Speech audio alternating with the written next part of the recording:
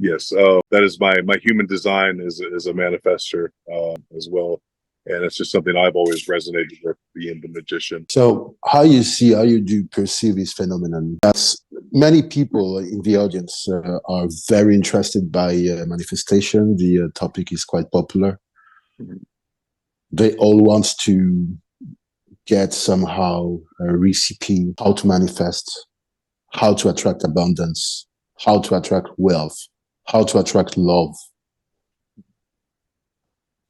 Well, in my mind, the best way to attract anything is gratitude. And for the powers of say manifestation, you have to understand more of the nature of reality. And the way that I understand the world and the universe to work is that we have this one mind. We have the universal all, the mind that we all share. So this is a projection of a collective psyche that is projected outwardly. So manifestation would be a reinforcement of thought or will.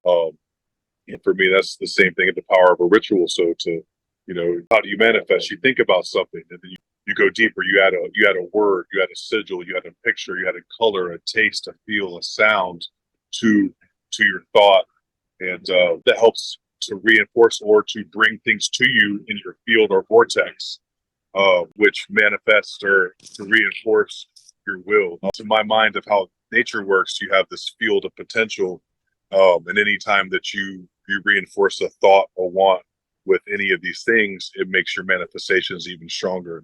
But I do caution people to be wary of what they think they may need, and just try to fill your heart with gratitude. And usually, it's going to be replaced with what you need, more so than what you think that you may need. Would you say that you could stop manifestation, or is it a phenomenon which once is on couldn't be slowed down?